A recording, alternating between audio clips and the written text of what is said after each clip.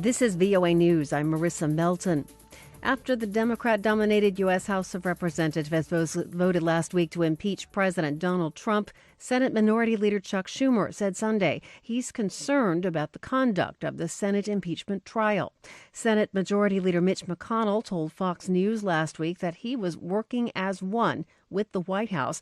He said there is zero chance the president will be removed from office. Here's Chuck Schumer. So far, McConnell has not come to me, and I'm worried that we won't get a fair trial where all the facts and all the truth comes out. I'm going to work very hard to get that done. The United Nations' longest climate talks ever ended in Madrid on Sunday, with countries agreeing to increase carbon-cutting commitments next year, but postponing clear-cut decisions in key areas. Critics accused several of the world's biggest polluters, including the United States, of blocking progress to address a growing climate crisis. Lisa Bryant has more for VOA from Paris. There was some progress and compromise. The European Union, with the exception of Poland, pledged this past week to reach net zero emissions by 2050. Delegates agreed to enhance emissions-cutting plans, but they failed to agree on clear targets, rules for carbon markets, or financing for poorer nations to adapt and respond to climate change.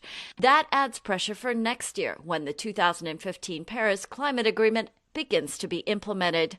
Here's a reaction from Costa Rica's delegation. We did not quite get there this time, but we have progressed. The talks were backdropped by a series of alarming findings on the growing impact of climate change on our oceans, forests, and glaciers. Lisa Bryant for VOA News, Paris. 16 deaths are now confirmed and 2 bodies remain missing in New Zealand after recovery teams returned to the volcanic White Island on Sunday. VOA News. Fighting in Libya continued over the weekend after Khalifa Haftar, Libya's de facto eastern leader, announced what he called a final assault on the western capital, Tripoli. VOA's Heather Murdoch has this report from Tunis. On Friday, Khalifa Haftar, the strongman who leads Libya's eastern military, announced a final assault on the western capital, Tripoli, after nearly 9 months of battling to take over the city. Tensions quickly escalated as both sides anticipated ratcheted up international support for their enemy, with Russian troops believed to be supporting Haftar's army, known as the Libyan National Army, and Turkey promising to send forces to support the Western Government of National Accord if requested. Fighting continued throughout the weekend, but by Sunday afternoon, neither side had gained a significant amount of ground. I'm Heather Murdoch, VOA News, Tunis. Fighting in Libya continued over the weekend. Analysts say Libya is stuck in a standoff, with neither side having a significant military advantage or recognizing each other as legitimate. Haftar supporters are saying Tripoli fighters are extremist militias, while in Tripoli, locals and officials say Haftar aims to be a new Libyan dictator.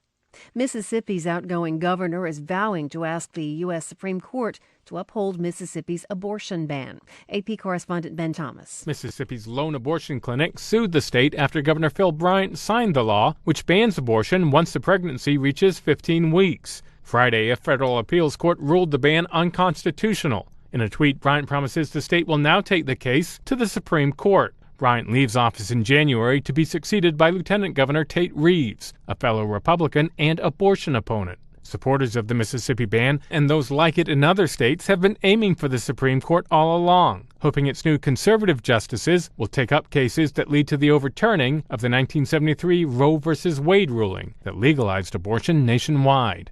Ben Thomas, Washington. The office of the UN's top human rights official is urging India to scrap its new Citizenship Act, which it says discriminates against Muslims. A Muslim political party, along with lawyers and rights groups, have challenged the law in India's Supreme Court, arguing that it violates the country's secular constitution. The UN Human Rights Office says it hopes the justices will consider whether the law is compatible with India's international human rights obligations. And China has suspended the planned additional tariffs on some U.S. goods that were meant to be implemented on December 15th. That's according to China's State Council's Customs Tariff Commission.